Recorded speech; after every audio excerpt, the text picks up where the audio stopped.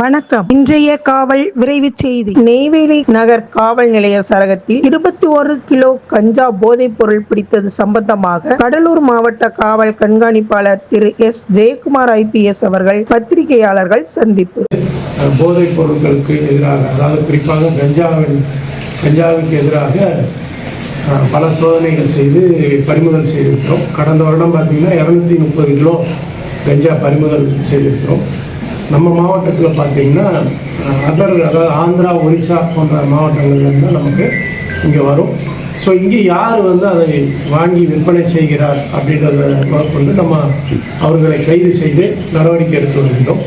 அதன் ஒரு பகுதியாக இந்த டீமை ஃபாலோ பண்ணி துணை கண்காணிப்பாளர் ராதாகிருஷ்ணன் மற்றும் ஆய்வாளர் வீரமணி மற்றும் உதவி ஆய்வாளர்கள் மாதேஸ்வரன், தவச்செல்வம் ஆகியோர் கொண்ட தனிப்படைகள் ரொம்ப நாளாக ஃபாலோ பண்ணிட்டு இருந்தாங்க. இங்கே யாருக்கு சப்ளை பண்ணுறாங்க அப்படின்றத பார்த்து அவர்கள் மூலமாக ஒடிசாலேருந்து ஒரு 2 பேர் இங்கே கொடுக்குறதா தகவல் கிடைத்தது.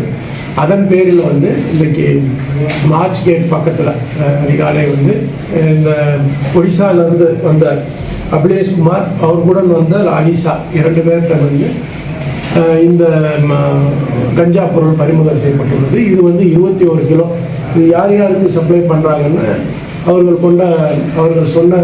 அவர்களை விசாரணை செய்தது குட்டி தேவா, சுதாகர், மண்டையோடு சந்துரு.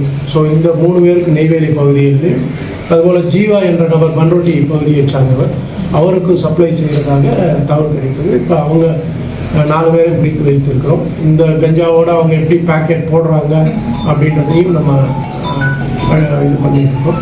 ஸோ இதுபோல் இந்த போதைப் பொருட்கள், குறிப்பாக கஞ்சா நம்ம மாவட்டத்தில் அங்கங்கே இந்த கிராம் கணக்கில் விற்றுக்கிட்டு இருக்காங்க. பட் வர்றது பூரா ஒடிசா அல்லது ஆந்திரா மாநிலத்திலேருந்து. ஸோ நீ வேறு ஏதாவது நெட்வொர்க் இருக்கா அப்படின்றதையும் நம்ம விசாரணை செய்துட்டு வரோம்.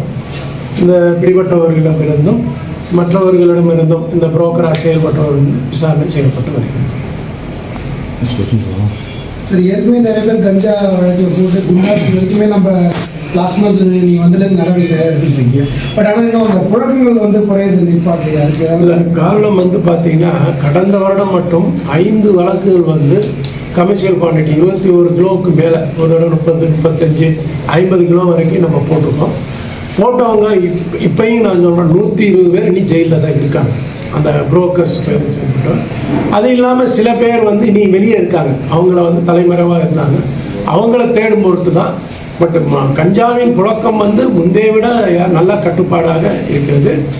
வர நமக்கு தகவல் கிடைத்தவுடன் கிடைச்சதுன்னா கண்டிப்பாக நம்ம